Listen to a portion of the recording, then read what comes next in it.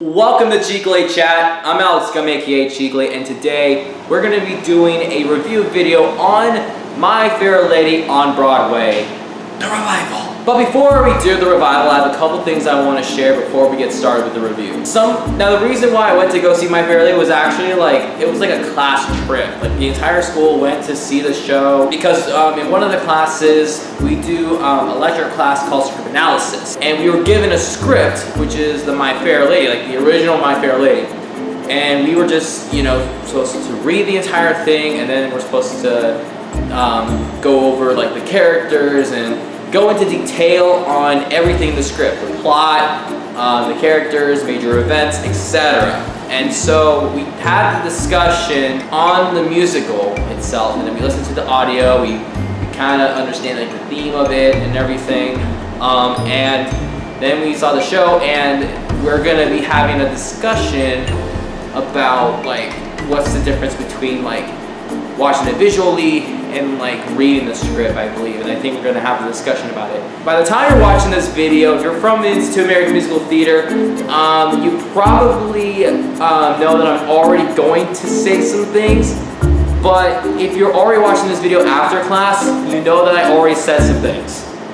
Or not, because I decided to flat out just not say anything, or maybe you guys took what I was going to say.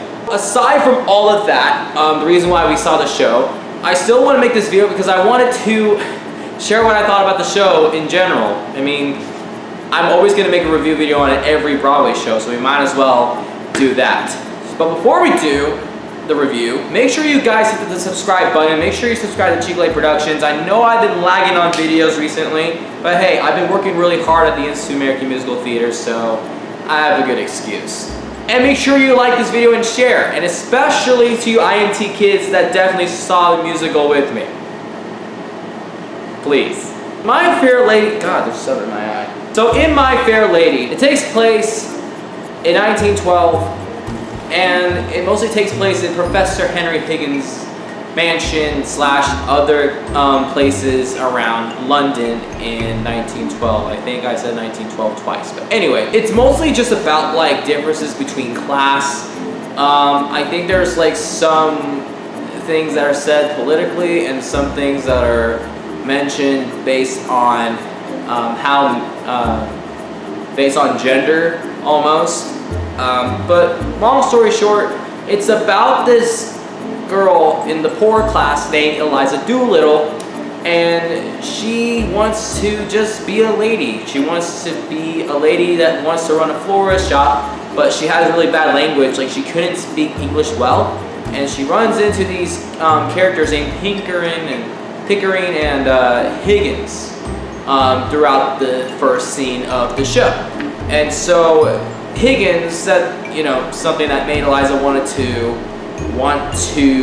learn speech and to use that to be more of a lady. Went through all of this experimenting in therapy and sessions to make her speak vowels perfectly and to pronounce and read things perfectly, to improve with her speech and her language is basically the whole thing. But then throughout the show, without spoiling too much, because I want you guys to see the revival, and if you guys, the entire institute already knows how the story went, so I'm not really gonna spend time talking about that. Just know that there has been some conflicts later on in the show, and the ending from that revival is completely different from the original, but the way how they took on their interpretation in the revival and the ending was amazing. So that's what the story is about. I want to talk about the ensemble, the cast, the setting, the music, just generally that. If it weren't for script analysis, and if it weren't from the script that I was given to read during the lectures to understand what the story's about, I probably would have been bored watching My Fair Lady. But now that I kind of understand a little bit of what it was about and visually watching, because me personally, I'm more of a visual learner, so watching the sets and watching these guys disregard of different interpretations from the original / the revival, I really enjoyed the show even more, because here's the thing, it's hard to understand what the characters and what the monologue and the dialogue is, because it took place in 1912, so it's It was written in 1950, it was like an old show, so it's really hard to follow. But it was easy to follow since we've been reading it a couple times during lectures. But aside from that, the cast itself was amazing. The understudy that we saw on that night that played Henry Higgins did a fantastic job. And I bet the other guy who's supposed to play Henry Higgins was good as well. I mean, yeah. And then the girl who played Eliza Doolittle, I think her name was Lauren, she was so beautiful. I thought she was amazing. The singing was amazing. I think that she looked amazing in everything that she wore. And she was just a delight to watch. I surprisingly really like Alfred Doolittle. I did not expect him to have that much energy during his numbers from Act 1 and Act 2. Like, he's not like a major character, but like he has his own scenes and he just did a fantastic job. Pickering did a really good job too. I thought he was amazing. Like the entire cast, even the ensemble was amazing. Two people that are in the ensemble are dance instructors at the Institute of American Musical Theater. Shout out to Cameron and Kevin. And yeah, like there's some like ballroom and waltz and like some like not major dance sections, but like the way how the ensemble did the staging and the choreography, it was phenomenal. The songs were just beautiful. I think my personal favorites would have to be Could Have Danced All Night and A Little Bit of Luck. The reprise, A Little Bit of Luck.